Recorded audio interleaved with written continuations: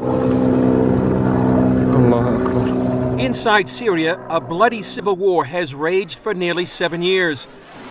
For the most part, Israel has stayed out of the war. But how could the Jewish state respond to this crisis and to the people on the other side? They decided to be a good neighbor. How far away is that fighting? Half a mile.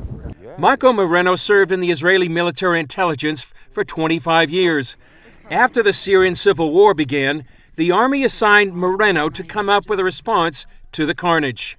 In the end, we took a very unique path. The path was to offer humanitarian aid to the Syrian side, meaning food, medicine, medical treatment, and help them in their tough hour. But asking nothing in return. Yeah. Asking nothing in return. It's kind of thinking outside the box, and it's not something that you can find usually as a set of mind in the Israeli army. This outside-the-box plan became the Good Neighbor Project. After several years, it's provided tons of food, fuel, and supplies to Syrians on the other side of the border. The military also brought thousands in need of medical treatment into Israel, despite the warlike relationship with the Syrian government. The goal is simple. To gain the hearts of mine. Listen, Syrian, we are your neighbors, okay? We don't want to hurt you. We want only to love you and help you, in order to live in peace, as neighbors, good neighbors. And as you say, that it's a game changer? It is a game changer. What struck me as one of the most profound dimensions of the whole story was that these were man-to-man, eyeball-to-eyeball relational equity and trust. And that struck me, and I wanted to get involved in that. Moreno enlisted Dalton Thomas, the founder of Frontier Alliance International, to send Christian medical teams inside Syria. And the thing is, they don't have anything over there. So they want and need everything on a medical level.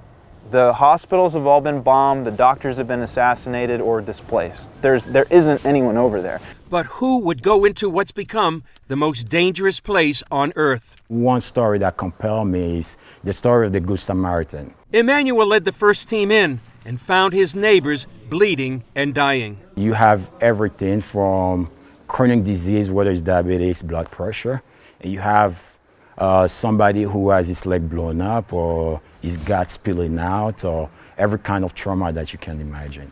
The conditions are abysmal. First thing I saw was the hospital. I remember walking down the stairs and I remember smelling, because they had a lot of traumas that day, and I remember smelling the blood and then just walking in and being like, oh my goodness, what did I get myself into?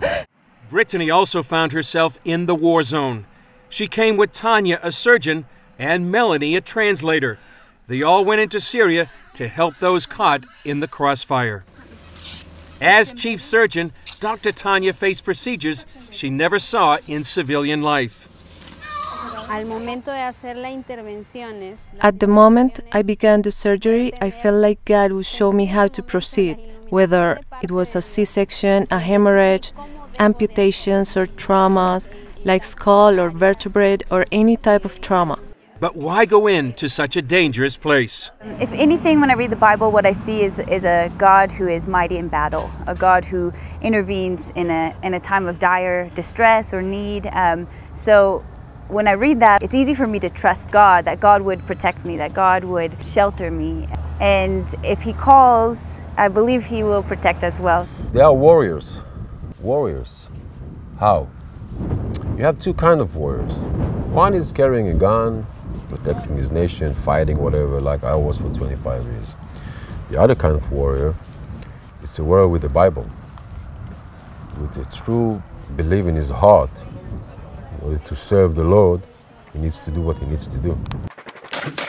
Syria, it's the dangerous place on earth.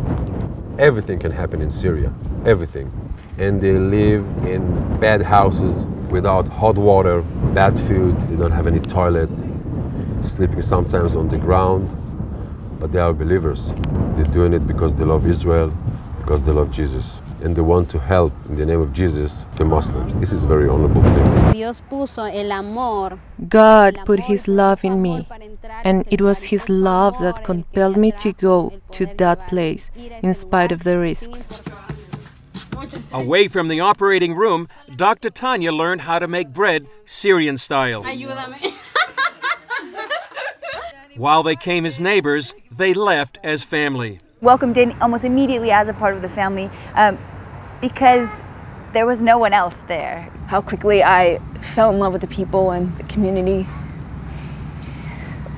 They were amazing people, and so the day that we left was probably one of the hardest days of my life, just with leaving these people.